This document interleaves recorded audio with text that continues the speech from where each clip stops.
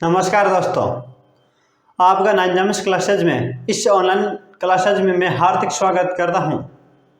दोस्तों, आप इस नाइन्थ क्लासेज के ऑनलाइन क्लासेज में आए इसलिए आप कुछ ऑनलाइन तरीके से कहीं पर पढ़ना चाहते हैं। आप अपने किसी ऑनलाइन जरिए के माध्यम से आप अपनी पढ़ाई को निरंतर जारी रखना चाहते हैं। अगर आपका जो लक्ष्य है और आपका जो सपना इस ऑनलाइन क्लासेस पर लेके आए हो तो आपका सपना जरूर पूरा होगा। दोस्तों, अगर आपने इस ऑनलाइन क्लासेस को अपने आगे की भविष्य की पढ़ाई को देखते हुए आप इस स्टडी करने के लिए इस चैनल पर आए हो तो आपका जो आगे का भविष्य है जिसके बारे में आपने सोचा है वह जरूर पूरा होगा। तो दोस्तों, आज हम कक्षा 7 के प्रश्नावली नंबर 1 पूर्णांक के बारे में हम चर्चा करेंगे। कल हमने हमारे कक्षा की विषय वस्तु पुस्तक की जो विषय वस्तु है उनके बारे में हम चर्चा की थी कि हमारे पुस्तक में कितने टॉपिक है, उनका हम किस प्रकार अध्ययन करेंगे, किस तरीके से उनको अलग अलग तरीके से हम समय के अनुसार उन पर चर्चा करेंगे। इन सभी जानकारी हमने पिछले वीडियो में कल की कक्षा में जानकारी हमें हासिल की थी। आज हम इसको आगे लेते हुए आज हमारी प्रश्नावली नंबर 1 पूर्णांक के बारे में हम चर्चा करेंगे। अगर दोस्तों आप मेरे चैनल पर पहली बार आए हो तो आप मेरे चैनल को सब्सक्राइब करें और इस वीडियो को ज़्यादा से ज़्यादा लोगों तक शेयर करें ताकि वो भी इस ऑनलाइन क्लासेज का फ़ायदा उठा सके और अपने पढ़ाई और अपने भविष्य को निरंतर आगे उज्जवल बना सके। इसलिए आप इस वीडियो को ज़्यादा से ज़्यादा लोगों तक शेयर कीजिए और आप मेरे चैनल को सब्सक्राइब कीजिए। अब हम अपने कक्षा को शुरू करते हैं। हमारी कक्षा आज पूर्णांक पर डिपेंड है। हम इस कक्षा में पूर्णांक के बारे में हम जानकारी प्राप्त करेंगे। हमारी कक्षा 7 है जिसकी प्रश्नावली नंबर 1 है, उसका नाम है पूर्णांक।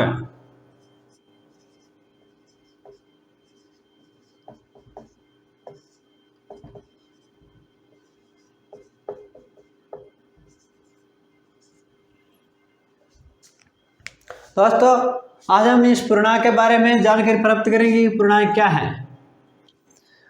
आपकी कक्षा 7 है उसकी भूमिका की पहली लाइन आप देख लेना कि उसमें लिखा है वह है कि हम पूर्णांक के बारे में कक्षा 6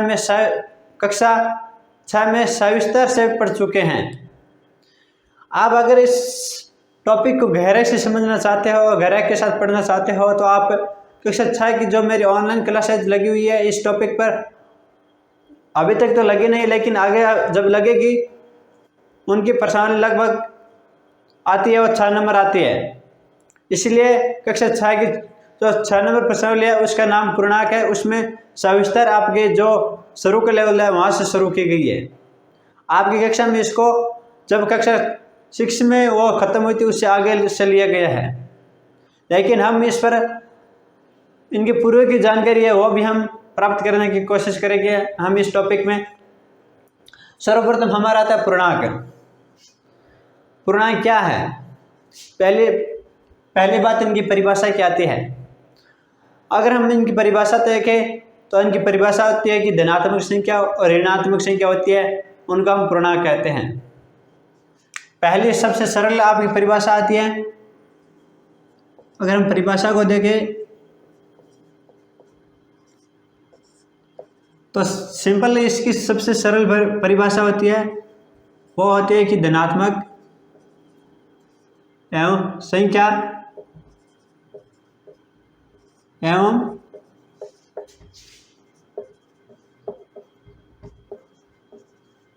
ऋणात्मक संख्याओं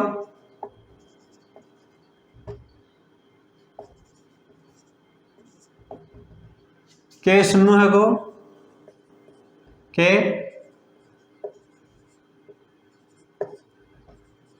समूह को पूर्णांक कहते हैं या पूर्णांक संख्या कहते हैं।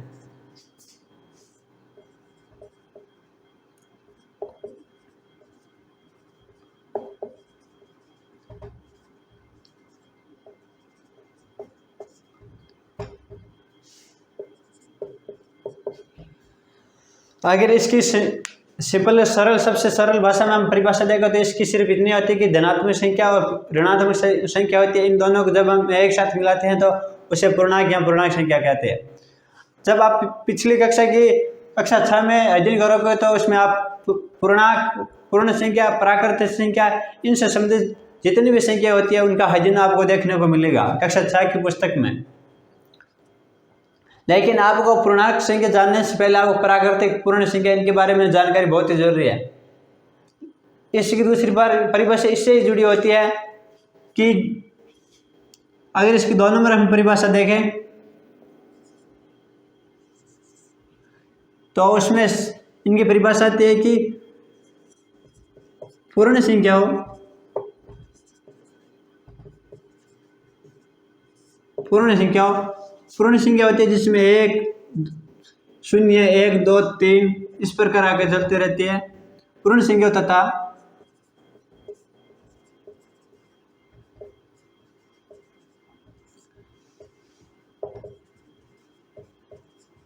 ऋणात्मक संख्याओं के समूह को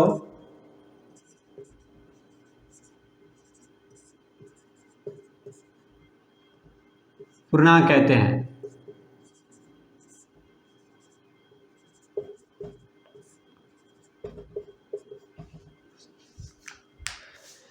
इसकी दूसरी परिभाषा आप देखें तो पूर्ण संख्याओं जैसे 0, 1, 2, 3 होती है, यह क्रम पूर्ण संख्या का होता है। और तथा इसमें जब हम ऋणात्मक संख्या जोड़ देते हैं तो उनका जो समूह बनता है वो एक पूर्ण संख्या बन जाते हैं।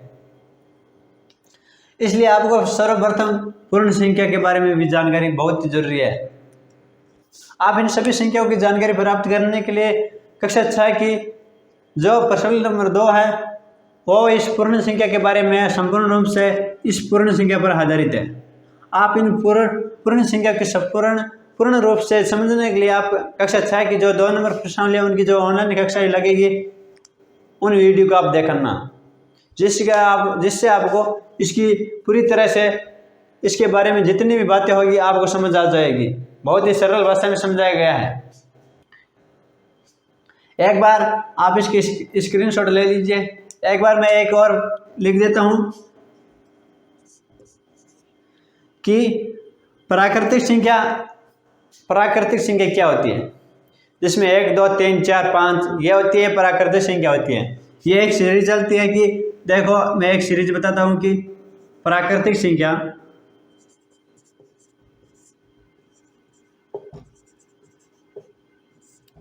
जैसे 1, 2, 3 इस प्रकार चलती है,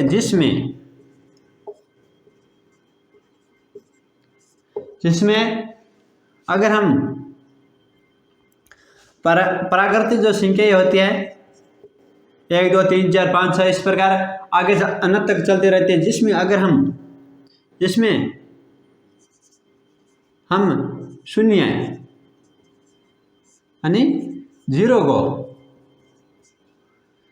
को क्या कर देते हैं, जीरो को जोड़ देते हैं या शामिल कर देते हैं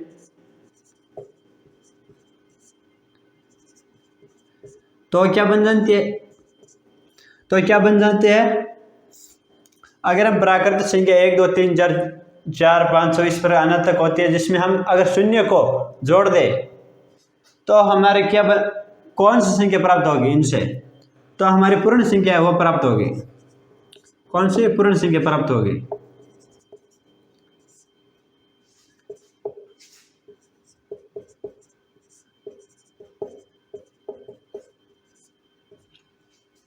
जब हम अगर प्राकृतिक संख्या में शून्य को जोड़ देते हैं तो जब प्राकृतिक संख्या के साथ जब हमारा शून्य जुड़ जाता है तो हमें एक पूर्ण संख्या प्राप्त होगी।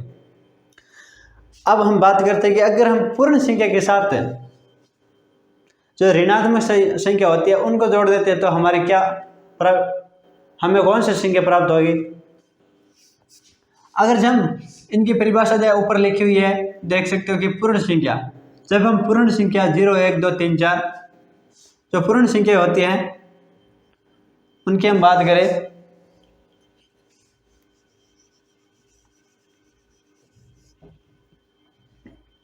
अगर हम पूर्ण संख्या की बात करें तो पूर्ण संख्या 0, 1, 2, 3, 4 इस प्रकार चलती रहती है, अनंत तक होते हैं।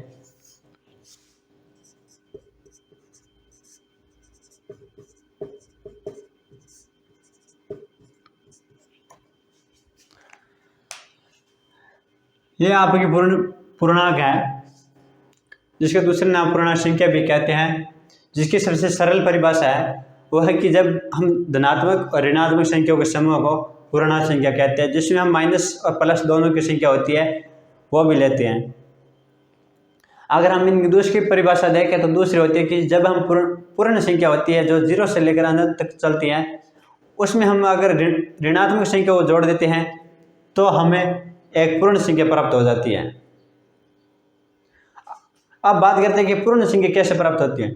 जब हम प्राकृतिक संख्या होती है 1, 2, 3 जिसमें हम शून्य को जोड़ देते हैं तो हमें एक पूर्ण संख्या प्राप्त हो जाती है। एक बार आप इनके स्क्रीनशॉट ले लीजिए, फिर हम आगे चलते हैं।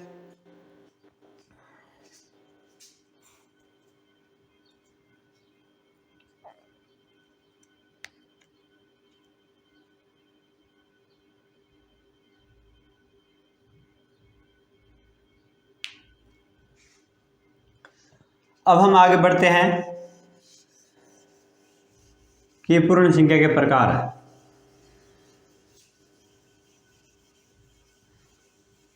हम आगे देखेंगे ये कि पूर्ण संख्या कितने प्रकार की होती है। आपको पता चल गया होगा कि पूर्ण संख्या कितने प्रकार की होती है इन परिभाषाओं के माध्यम से ही। इन परिभाषाओं में इनके प्रकार भी शामिल थे।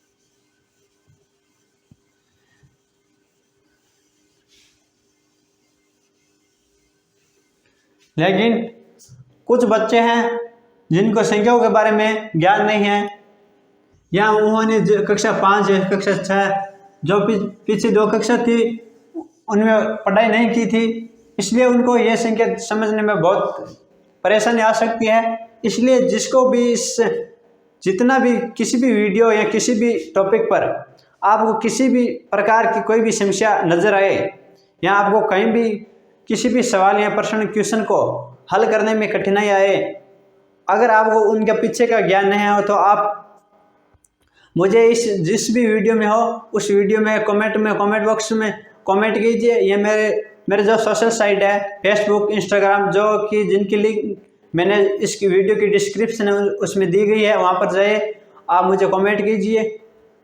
आपकी जितनी भी पढ़ाई से जुड़ा हुआ जिससे भी जो भी टॉपिक होगा इस मैथ से संबंधित, उनको हमारे सप्ताह में हम 5 दिन कक्षाएं चलती है, 2 दिन बीच अवकाश रहता है।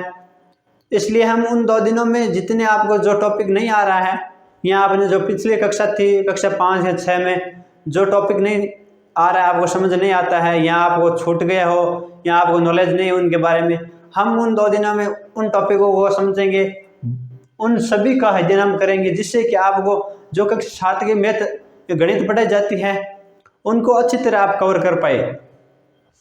इसलिए मैं आपसे यही कहता हूं कि किसी भी टॉपिक में, चाहे अगर हमने पूर्णांक संख्या लिखी, आपको ये पता नहीं कि इस संख्या क्या है, आपको आती नहीं कि संख्या कितने तक 100 तक या 1000 तक संख्या आपको लिखनी नहीं आती है, तो आप इनको कैसे पढ़ेंगे। आपको जोड़, बाकी, गुणा, भाग ये नहीं आता है तो आप कैसे पढ़ेंगे। इसलिए किसी भी प्रकार का कोई भी सवाल हो तो आप मुझे कमेंट कीजिए। हम उन 2 दिनों में आपको इन सभी समस्याओं से बारे में जितनी भी वीडियो होगी उन वीडियो को बनाकर उन वीडियो के माध्यम से, उन क्लासेज के माध्यम से आपको उन समस्याओं को दूर करने की पूरी कोशिश करेंगे, जिससे आपकी मैथ और भी मजबूत हो जाएगी और आप आगे की कक्षाओं में जब जाओगे तो आपके लिए बहुत ही लाभदायक होगा। अब हम चलते हैं कि पूर्ण संख्याओं के प्रकार। पूर्ण संख्या वैसे देखो तो परिभाषा के माध्यम से पहली परिभाषा ही थी, धनात्मक और ऋणात्मक संख्याओं को पूर्णांक कहते हैं। तो इसलिए पूर्णांक है जिसकी प्रकार हम देखें तो वो 2 प्रकार के होते हैं।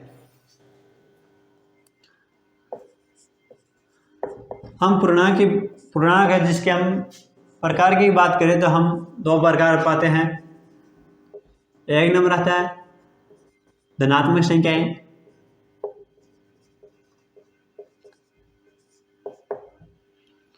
जिसमें हमारी 0, 1, 2, 3, 4, 5, 6 इस प्रकार अनंत तक 1000, लाख, 10 लाख, करोड़ कितनी भी हो, इस तरह जो प्लस में होगी, जो धनात्मक होगी, वो चलती रहती है।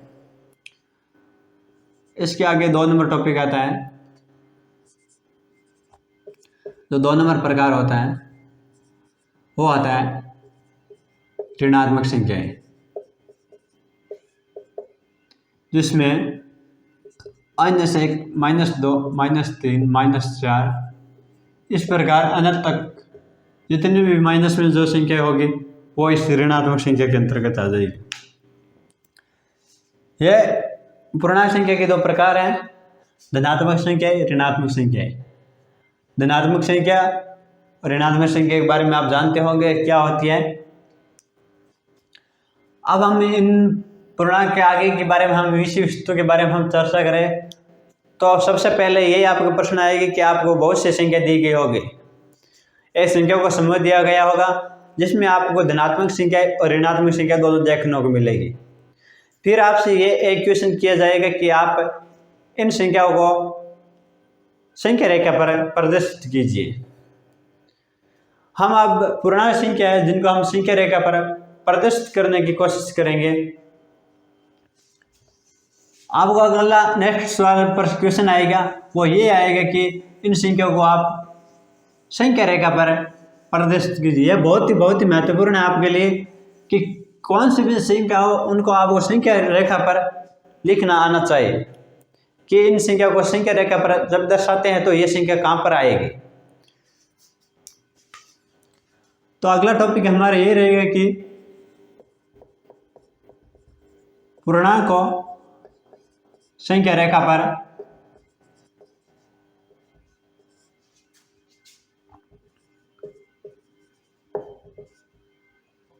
प्रदर्शना।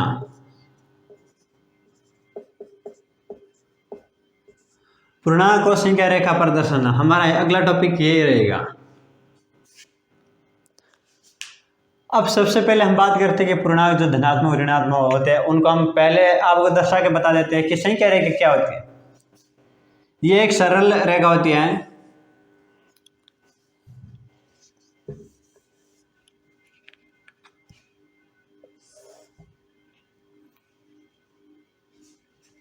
इस प्रकार की, ये एक सरल रेखा होती है। शायद आपको ये दिखाई नहीं दे रही होगी।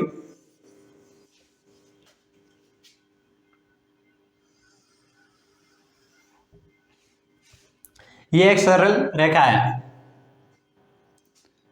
इसमें हम जो सेंटर पॉइंट होता है इसका मध्य बिंदु, वहां पर इसमें शून्य को शामिल करते हैं। जो हमारा मध्य बिंदु होता है, ये मध्य बिंदु हमारा इस संख्या रेखा है, इसका जो ये मध्य बिंदु है इसमें हम शून्य को लेते हैं। हम शून्य के जब हम दाएं तरफ चलेंगे तो हमारी धनात्मक जो संख्या होगी वो आएगी। अगर हम संख्या रेखा इस शून्य के बाईं ओर चलेंगे तो हमारी क्या आएगी, ऋणात्मक संख्या। मेन ये शून्य काम करता है। यहाँ पर इस संख्या रेखा पर मुख्य बिंदु होता है, यह शून्य होता है।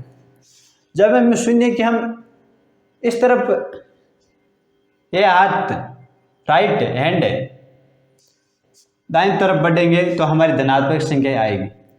जब हम लेफ्ट हैंड यानी बाएं साइड बढ़ेंगे तो हमारी ऋणात्मक संख्या आएगी। इस साइड कौन सी आएगी, धनात्मक संख्या है, धनात्मक संख्या।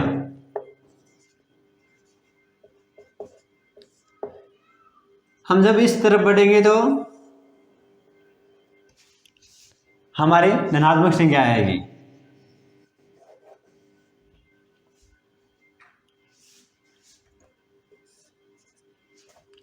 अगर हम इस तरफ बढ़े तो हमारी क्या आएगी, ऋणात्मक संख्या।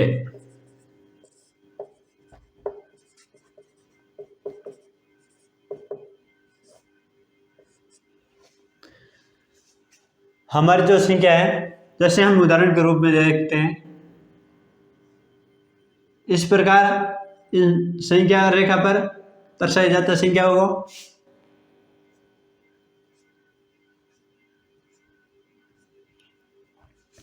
ये एक बार कच्चा चित्र होता है। आपको ग्राफ है यहाँ और में जो ये स्पेस है, ये एक निश्चित जो जितनी आपको दी गई होगी उस क्वेश्चन में उतनी दूरी पर इन दोनों का स्पेस रखना होगा कि इन दो जो संख्या आएगी, जैसे यहाँ पर धनात्मक संख्या 1 2 3 4 5, इन दोनों की मध्य की दूरी और इन दोनों की मध्य की दूरी है वो एक समान होनी चाहिए। आपको कोई ग्राफ यहाँ आप जब कहीं पर लिखो तो आपके पास जो स्केल होगा, आप स्केल के माध्यम से इनकी दूरी को समान रख पाएंगे। इन दोनों के मध्य आप 5 सेमी का, तो 5 सेमी होती है, उतना आप लगभग अंतर रख सकते हैं, जिससे आपको आसानी होगी कि किसी भी संख्या छोटी से छोटी होगी उनको दर्शाने में। वैसे तो इन दोनों के मध्य की दूरी होती है वो 1 सेमी। आपको ग्राफ मिलेगा, ग्राफ में इन दोनों जब इन संख्या रेखाओं को दर्शाने की बात करेंगे तो उसमें 1 सेमी की दूरी इन दोनों के मध्य होगी। इनके मध्य 1 सेमी 1 सेमी 1, इस प्रकार जितनी भी संख्या होगी उनके मध्य की दूरी होगी वो 1 सेमी होगी। और उनमें अलग अलग खाने होंगे, जैसे उनमें बीच में 10 आड़ी रेखाएं खींची होगी। अगर आपको कह दे जैसे कि 1/2 इनको संख्या रेखा पर दर्शाए, यहाँ पर आप तो इसको दर्शाने आप आइडिया लगाओगे लगभग ये यहाँ आएगी 1/2, लेकिन जब आप ग्राफ यहाँ आप स्केल से इस रेखा को बनाएंगे तो आपको इनकी दूरी एकदम सही रख के, जब आप 1 सेमी की इनकी दूरी रखोगे तो उनके 1 सेमी के मध्य जो बिंदु होगा वहाँ पर आपका 1/2 यहाँ 0.5 होगा, वो इन दोनों के मध्य आ जाएगा। इस प्रकार के आप बहुत छोटी छोटी जो संख्या आपको दी गई होगी उनको भी आपको संख्या रेखा पर दर्शाना होगा। अब हम बात करते हैं ऋणात्मक संख्या, और सेम 1 2 3 4 5 हमेशा जो भी संख्या होगी वो शून्य से शुरू होगी। हमेशा शून्य के पास दोनों साइड 1 आएगा। शून्य के जब इधर जाएंगे तब 1 2 3 इस साइड जाएगा। जब हम शून्य के विपरीत आएंगे तब इसमें विपरीत चलेगी संख्या 1 2 3 4 5। यह संख्या यहाँ से ऐसे नहीं चलेगी, ये शून्य से लेकर इस तरफ चलेगी, ये इस तरफ जाएगी, दोनों की दिशा विपरीत होगी।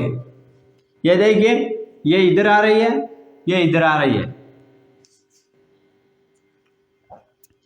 इसमें भी आपको बहुत से क्वेश्चन हो गए कि -0.3 को संख्या रेखा पर दर्शाएं। यह भी एक क्वेश्चन है।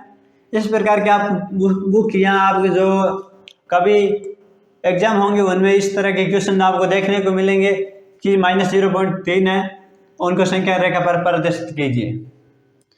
आप अपनी स्केल के माध्यम से बहुत ही आसानी से इन संख्या रेखा को आप इन संख्या रेखा पर इन संख्याओं को प्रदर्शित कर सकते हैं।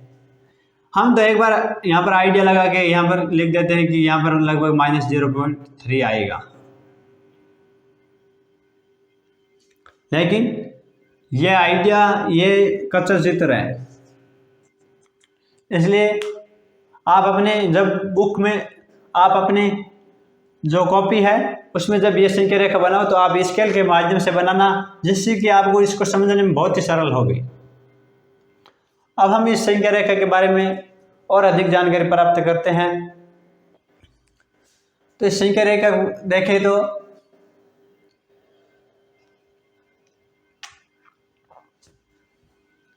आपको जब ये और -1 है और 1 है, इनका अंतर पूछा जा सकता है कि पूर्णांक संख्या -1 और 1 है, उनके मध्य कितने संख्याओं का अंतर है। आपको इनके मध्य का अंतर पूछा जा सकता है। इन धनात्मक और ऋणात्मक जितनी संख्या है इनके मध्य का अंतर आपको पूछा जा सकता है। आपको जो धनात्मक संख्या दी गई है उनका भी आपको अंतर पूछा जा सकता है कि इन दोनों के मध्य कितनी संख्याओं का अंतर है या कितना अंतर है। या ऐसा पूछा जा सकता है कि आपको दे दे होगी कि 1 और 5 ये 2 पूर्णांक संख्या है, इन दोनों संख्याओं को संख्या रेखा पर दर्शाते हुए इनके मध्य कितने ऐसी संख्या आएगी जो इनके मध्य में आएगी।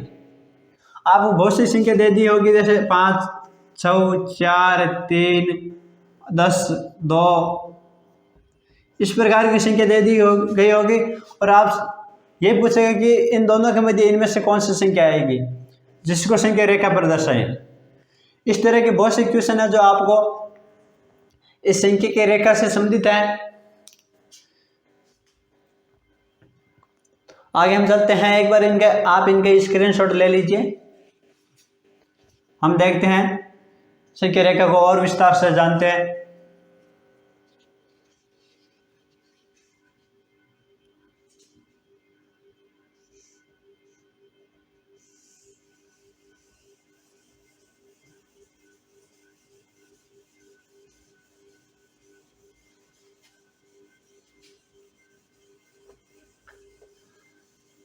अगर हम संख्या रेखा की बात करें तो इससे जुड़ा हुआ आगे का क्वेश्चन आता है, उसके इसके गुणधर्म आते हैं कि संख्या रेखा के भी अलग अलग गुणधर्म होते हैं।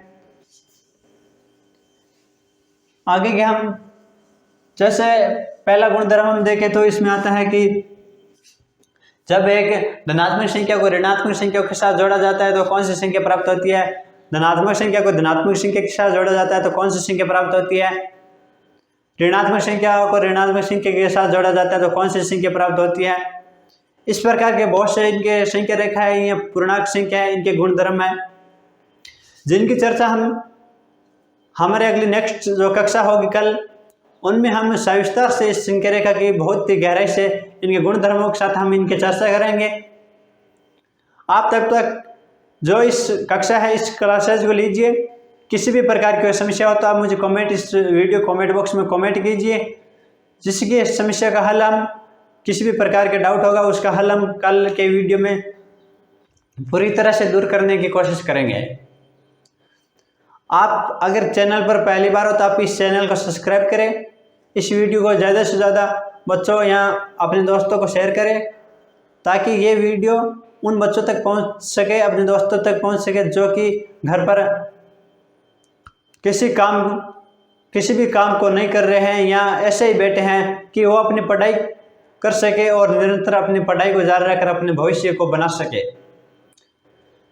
आप इस वीडियो को अगर आपको ये कक्षाएं पसंद आ रही तो आप इस वीडियो को लाइक कीजिए, शेयर कीजिए और किसी भी कोई डाउट हो तो आप कमेंट कीजिए।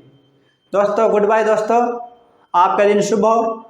हम फिर कल इस संख्या रेखा के बारे में सविस्तार से चर्चा के साथ हाजिर होंगे।